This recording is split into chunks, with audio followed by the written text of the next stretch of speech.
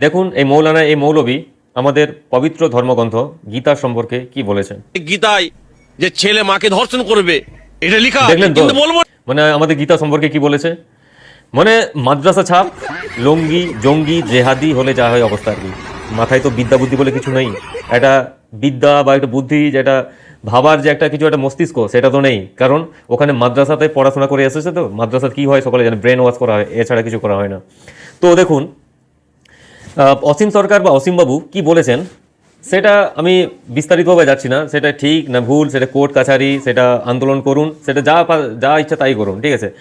তো তিনি ঠিক বলেছেন না ভুল বলেছেন, যতটা দেখলাম তিনি বলার সাথে সাথে কিছু প্রমাণ দিয়েছেন, প্রমাণ ক্লিপ দিয়েছেন, ফটো দিয়েছেন, ভিডিও আপলোড করেছেন, কোন পরিপ্রেক্ষিতে এটা বলেছেন তার সমস্ত কিছু তিনি আপলোড করেছেন প্রমাণ হিসাবে।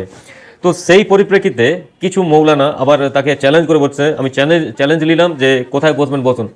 আচ্ছা এটা বসার জন্য তো অসীম সরকার তো ওখানে বসার জন্য কিছু বলেনি, ও তো ডাইরেক্ট সোশ্যাল মিডিয়াতে আপলোড করছে। তো আপনারা যদি ওটা ঠিক বা ভুল যদি হয়, আপনারা এটা ভুল প্রমাণ করার জন্য আপনারা সোশ্যাল মিডিয়া ব্যবহার করুন না, ওখানে আপলোড করুন, ওটা ভুল প্রমাণ করুন না, ওটা নেই মানে লুকিয়ে চুপিয়ে আমরা ওটা মেটানোর চেষ্টা করা হবে নাকি। জানি না কতটা ভুল, কিন্তু আমাদের ধর্মগ্রন্থ নিয়ে কেন বলবে এই সালা এ কুত্তার বাচ্চা, মানে এতটাই রাগ হচ্ছে আর কি। মানে একটা মায়ের ছেলের নামে একটা উল্টাপাল্টা কিছু রটানো, মানে একেও অ্যারেস্ট করা হোক, নাহলে একেও হচ্ছে জেলে ঢুকানো হোক। মানে কোনো তো বিদ্যা বুদ্ধি বলে কিছু নেই, মানে ও বলছে মানে আমাকেও বলতে হবে, ও করছে মানে আমাকেও করতে হবে। মাদ্রাসা ছাপ লুঙ্গি জেঙ্গি জেহাদি, মাদ্রাসা ছাপ হলে যা হয় অবস্থা আর কি, মাথায় তো বিদ্যা বুদ্ধি বলে নেই।